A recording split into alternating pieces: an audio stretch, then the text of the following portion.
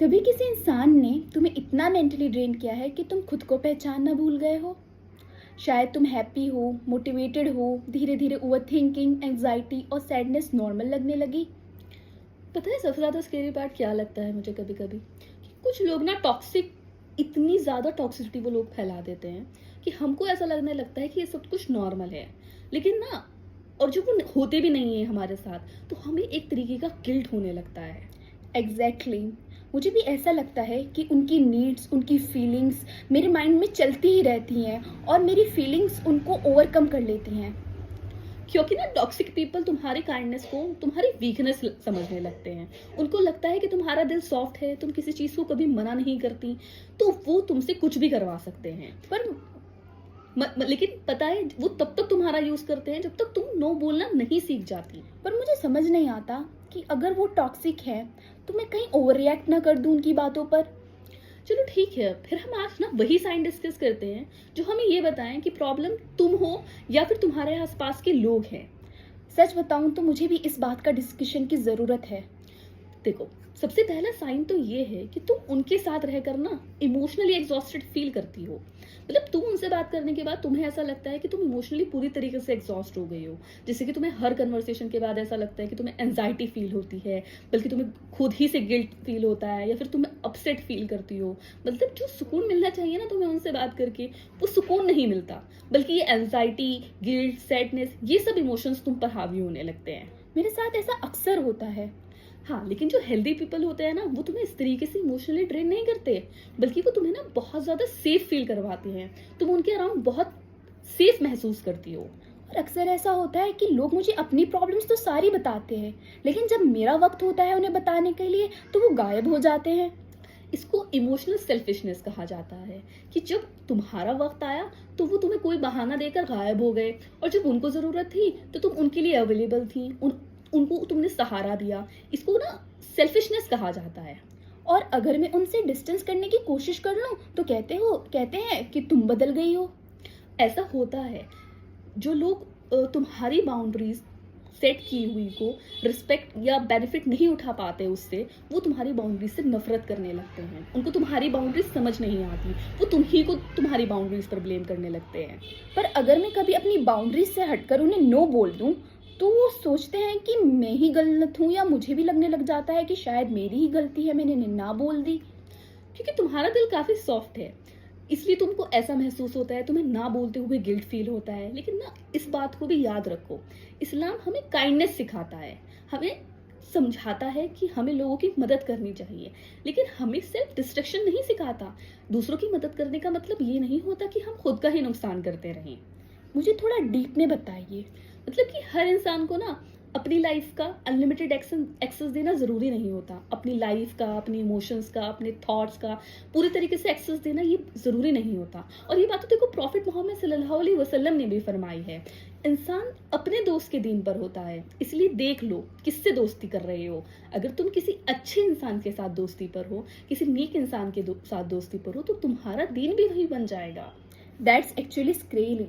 मतलब कि अगर मैं रॉन्ग कंपनी में जा रही हूँ तो मेरी पर्सनैलिटी भी रॉन्ग हो जाएगी।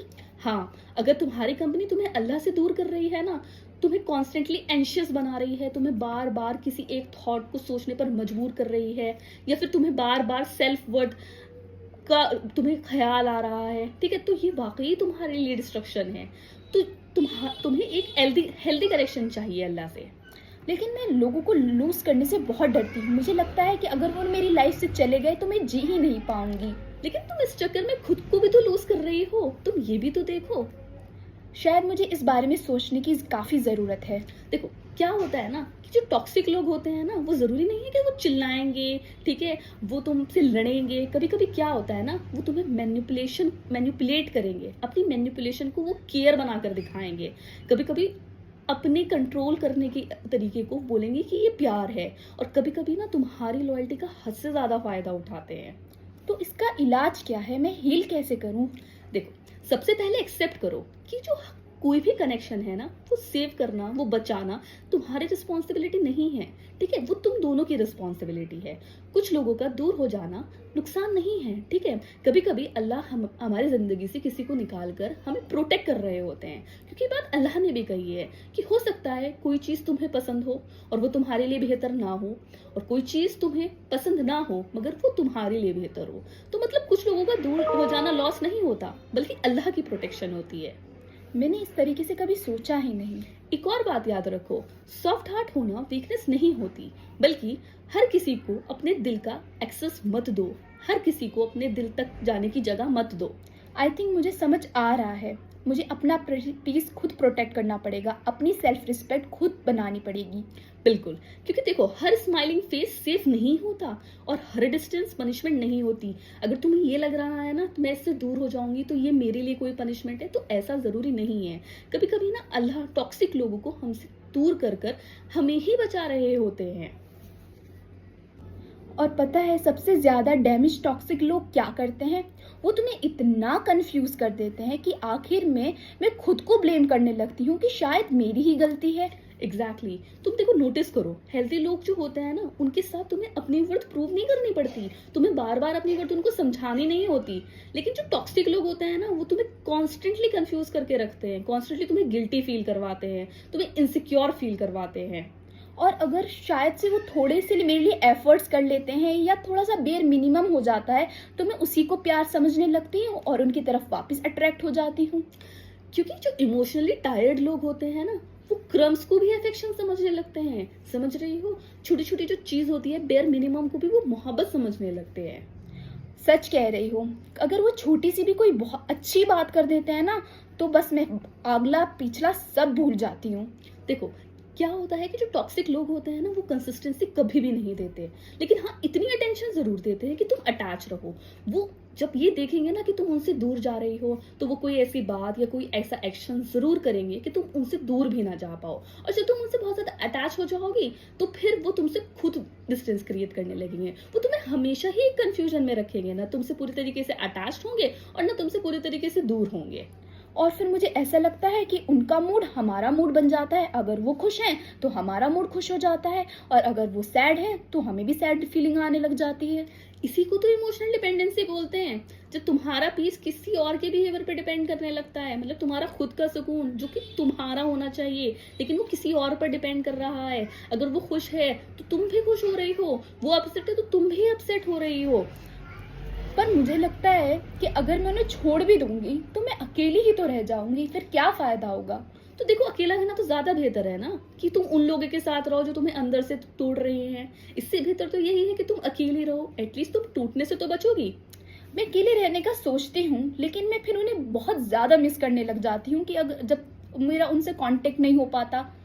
देखो तुम उन्हें मिस नहीं करती बल्कि तुम ना उस अटैचमेंट को मिस करती हो जिसमें तुमने अपना सुकून रख दिया था। तुम्हारा सुकून उन लोगों में नहीं है, तुम्हारा सुकून उस अटैचमेंट में है जो तुम महसूस करती हो। तो अब इस चीज को खत्म कैसे किया जाए? How do I stop caring so much? देखो सबसे पहले तो जो है ना तुम अपना फोकस लोगों से हटा दो, बिल्कुल, बल्कि अपना फोकस लोगों से हटाकर अल्लाह पर ले आओ। जब इंसान अल्लाह के बहुत ज्यादा क्लोज हो जाता है ना तो वो हर किसी से इमोशनल वैलिडेशन मांगना बंद कर देता है। उसे किसी की इमोशनल वैलिडेशन की जरूरत नहीं पड़ती, उसके लिए वो और उसका रब काफी होता है।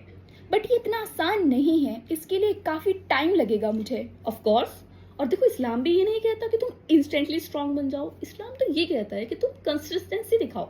इस्लाम तुमसे परफेक्शन तो मांगता ही नहीं है, इस्लाम कहता है कि तुम छोटे छोटे स्टेप्स करो। और अल्लाह देखो कहते भी हैं इन्नमाल उसरे उसरा, मतलब मुश्किल के साथ आसानी है।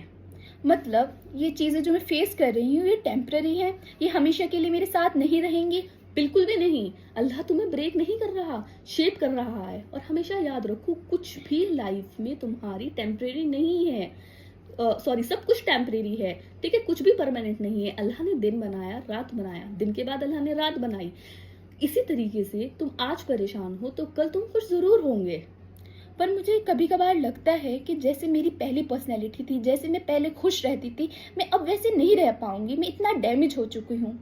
हाँ ठीक है कि तुम पहले जैसी नहीं बन पाओगी, लेकिन तुम ये भी तो सोचो कि तुम पहले से ज्यादा स्ट्रांग बन जाओगी, लेकिन इस बार तुम्हारी बाउंड्रीज होंगी, तुम्हारी सेल्फ वर्थ होगी, तुम्हारी अपनी अपनी वैल्यू होगी। सच में आपकी बातों से तो मुझे थोड़ी थोड़ी होप मिल रही है। मैं खुद पर काम करने की कोशिश करूंगी। और देखो, याद रखो हमेशा, हीलिंग को टाइम तो लगता है, ठीक है, लेकिन अगर एक हेल्दी हीलिंग है तो वो तुम्हें एंड तक जरूर साथ देगी। Healing start the moment you stop begging people to treat you right. तुम्हें लोगों से भीख नहीं मांगनी कि वो तुम्हें ठीक से ट्रीट करें, तुम्हें खुद को ठीक से ट्रीट करना है। जिस दिन तुम खुद को ठीक से ट्रीट करतोगी, जिस दिन तुम खुद अपनी वैल्यू समझोगी, लोग अपने आप तुम्हारी वैल्यू समझेंगे। समझ रही हो मेरी बात? बिल्कुल, मैं अब आपकी बातों का बहुत ध्यान रखूंगी। अगर आपको ये वीडियो पसंद आई हो तो प्लीज हमें सपोर्ट कीजिएगा, लाइक, शेयर एंड सब्सक्राइब। जज़ाकल्लाह खैर।